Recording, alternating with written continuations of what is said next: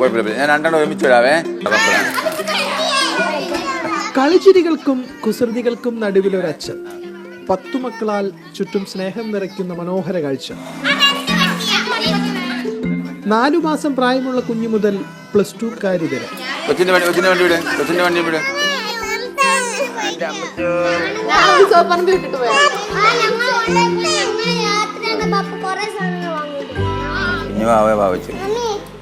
ഇവളാണ് ഏറ്റവും ഇളയാള്, അന്ന റോസ്ലിയ.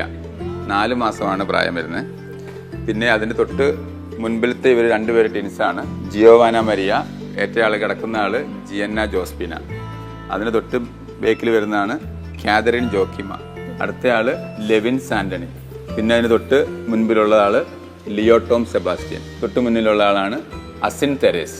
അതിന് തൊട്ട് മുന്നിലുള്ള ആളാണ് ആൻ ക്ലെറിൻ. അതിന് തൊട്ട് മുന്നിലുള്ള ആളാണ് ആഗ്നസ് മരിയ. ഏറ്റവും മൂത്തയാളാണ് ആൽഫിയ എലിസബത്ത്, റെഡിറ്റ് ആള്. അതിന്റെ മൂത്തയാളാണ് രമ്യ ജോസഫ്, അതായത് എന്റെ ഭാര്യ. അച്ഛനും അമ്മയും 10 മക്കളുമുള്ള ഒരു വീട് ഇക്കാലത്തൊരു അപൂർവ കാഴ്ചയാണ്. 10 മക്കളും നല്ല സ്നേഹത്തിൽ തന്നെയാണ്. കാരണം വെച്ചാൽ പരസ്പരം ഇവര് ചെറിയ ചെറിയ കുറുമ്പ് കാണിക്കുന്നുണ്ടെങ്കിലും ഇവർക്ക് പുറത്തോട്ടിറങ്ങുമ്പോഴും ഇവരുടെ കെയറിങ്ങും ഓരോ പിള്ളേരെ നോക്കുന്നതും മൂത്തവരാണ് മെയിനായിട്ട്. ഈ ഇളയവരെ നോക്കുന്നതെല്ലാം മൂത്തവരാണ്. ഞങ്ങൾക്കെന്ന് പറഞ്ഞാൽ ഇപ്പം ഈ കുഞ്ഞിന് കയ്യിലിരിക്കുന്ന കുഞ്ഞിനെ മാത്രമേ ശരിക്കും പറഞ്ഞാൽ വൈഫിന് നോക്കേണ്ട ആവശ്യമുള്ളൂ. 10 മക്കളെ വളർത്തി വലുതാക്കുക എന്ന് പറയുന്നത് നിസ്സാരമായ കാര്യമല്ല.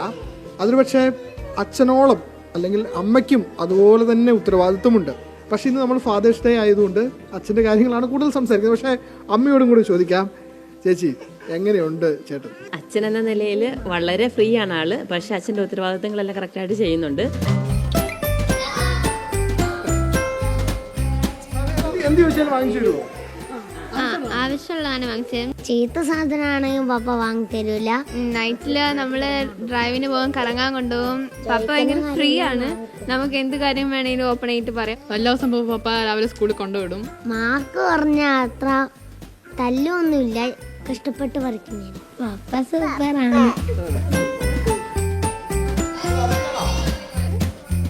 എല്ലാവരെയും ഒരുമിച്ച് കൊണ്ടുപോകുന്നതിലുമുണ്ട് ഒരു സന്തോഷ് ടച്ച്. ഞങ്ങൾ ഏറ്റവും കൂടുതൽ കെയർ ചെയ്തേക്കുന്നത് മൂത്തവളെയാണ്. കാരണം മൂത്തവളെ നല്ലവണ്ണം നോക്കിയാൽ, അല്ല നല്ലവണ്ണം അവൾ വന്നു കഴിഞ്ഞാൽ ബാക്കി എല്ലാവരും അവരെ കണ്ടുകൊണ്ട് പഠിച്ചോളും എന്നുള്ളൊരു തിയറി ഞങ്ങൾക്ക് എപ്പോഴും അറിയാം. അപ്പം അതുകൊണ്ട് ഏറ്റവും കൂടുതൽ ഞങ്ങൾ ശ്രദ്ധിക്കുന്നത് മൂത്തവളെയാണ്. മൂത്തവള് നല്ല മാർക്ക് മേടിച്ചാൽ ബാക്കിയുള്ളവർക്ക് മേടിക്കാതിരിക്കാൻ പറ്റില്ല.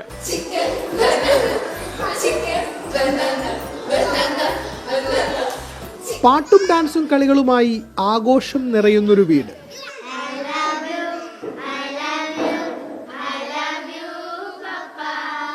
ഷാജി ചന്ദ്രപുരിക്കൊപ്പം ഫെലിക്സ്, മാതൃഭൂമി ന്യൂസ്, കണ്ണൂർ.